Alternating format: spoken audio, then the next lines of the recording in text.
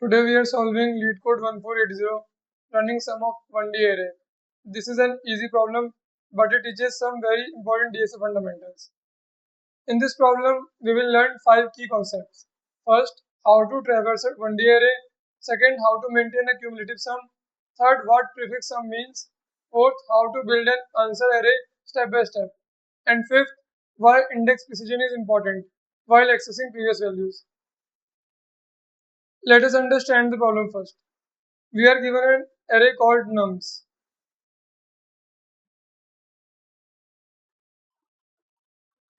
We have to return another array where each index stores the sum of all elements from index 0 to that index.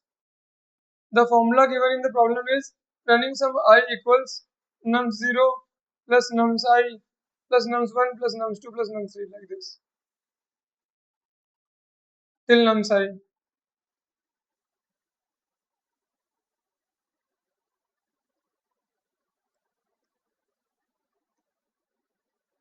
So for every index I, we are not just storing nums I, we are storing the sum from the beginning of the array up to index I. Let us take the first example, nums equal to 1, 2, 3, 4. At index 0, running sum is only 1. At index 1, running sum is 1 plus 2 equals 3. At index 2, running sum is 1 plus 2 plus 3 equals 6. At index 3, running sum is 1 plus 2 plus 3 plus 4 equals 10. So the final answer is 1, 3, 6 and 10. This is the answer. Now let us think of brute force approach.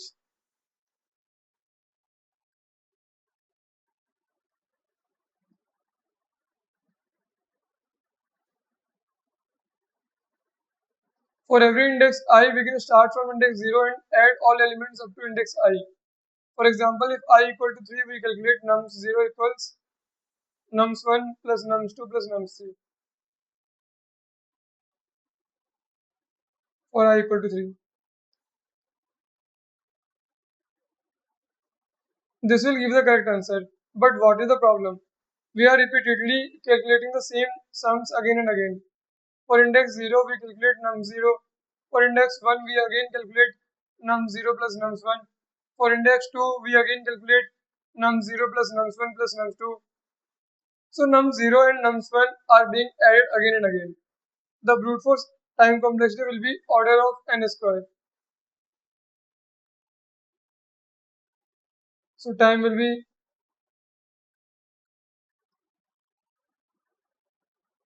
order of n square.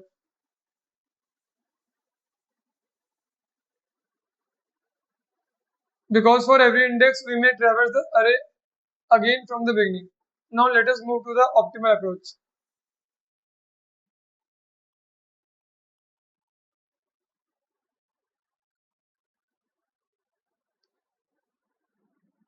Instead of calculating the sum from the beginning every time, we maintain one variable called current sum.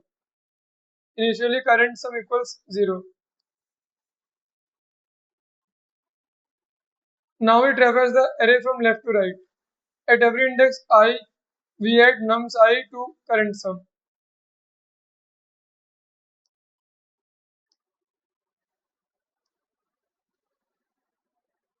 Then we put current sum into the answer array.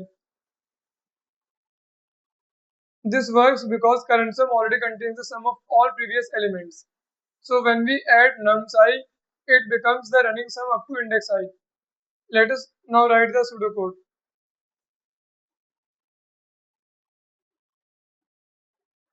Create an empty answer array. Set current sum equal to 0. Then loop through every number in nums. Now add the current number to current sum for every number. Append current sum to answer. And finally return answer. Now let us write Python code. So answer equal to empty array. parent sum equals 0, or num in nums,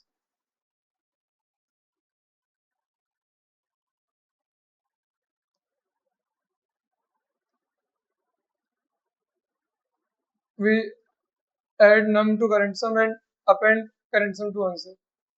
Finally, we return answer.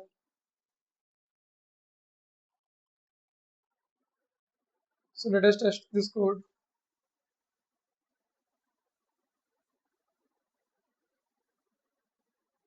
Okay, the test case is passed. Let us dry run this code. Actually, we should have dry run first before testing it.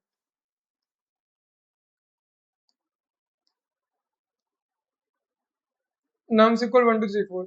So initially answer equals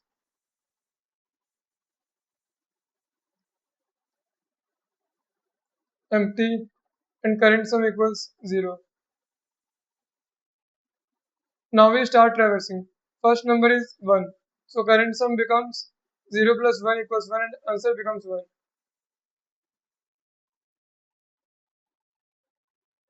Second number is 2. So current sum becomes 1 plus 2 equals 3 and answer becomes 1 and 3.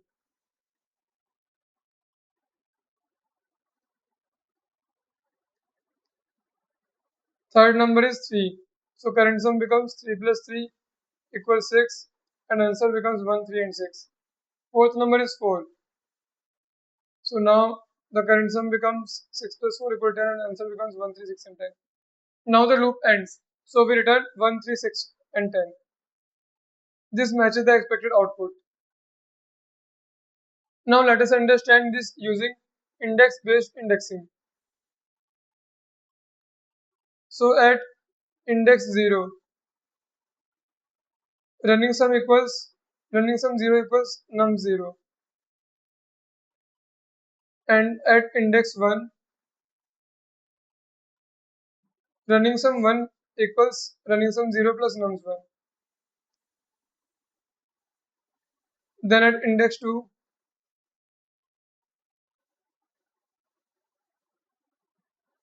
then at index 3, the same pattern repeats.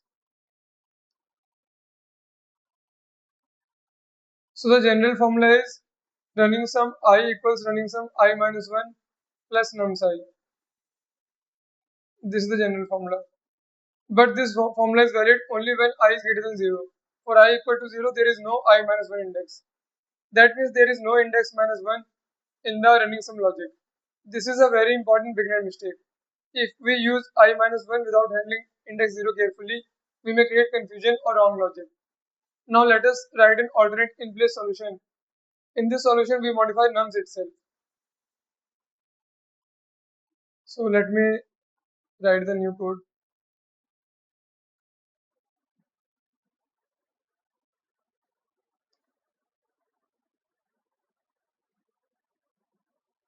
Here we start from index 1, not index 0. Why? Because num0 is already running sum of the first element. There is nothing before it to add. For every index I from 1 to n minus 1, nums I equals nums I plus nums I minus 1.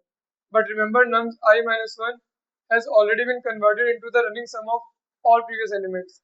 So this answer gives the correct answer. So this gives the correct answer.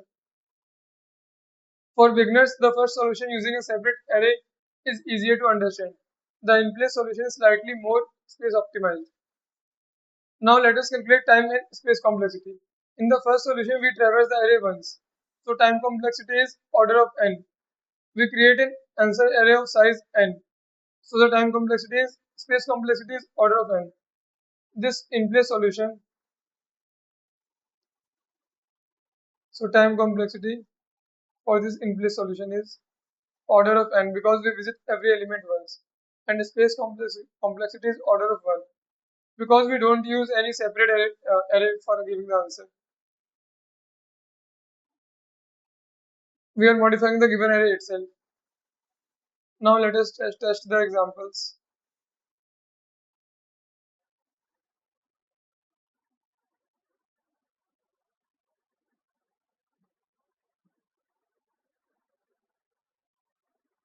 Let me comment this out.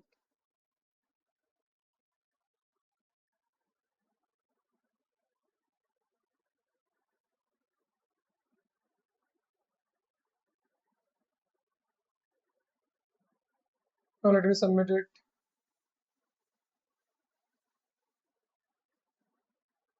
Okay, so all the test cases pass.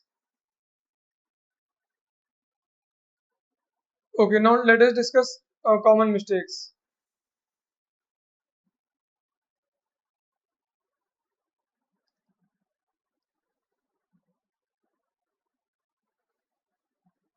So first mistake is recalculating the sum from index 0 every time. That works, but it is not optimal. Second mistake is starting the in place loop from index 0 and using nums I minus 1. At I equal to 0, I minus 1 becomes minus 1. In Python, nums minus 1 is the last element of the array. So this will not give an error, but it will give wrong logic. That is why we start the in place loop from index 1. Third mistake is confusing current element with cumulative sum. So nums I is just the current element. Running sum I is the sum from index 0 to index I. Fourth mistake is thinking negative numbers will break the logic. The constraints allow num side to be negative also, but running sum still works because we are simply adding values from left to right. So even if a number is negative, we just add it normally. To conclude, this problem teaches the foundation of prefix sum. Prefix sum means storing cumulative sums from the start of the array.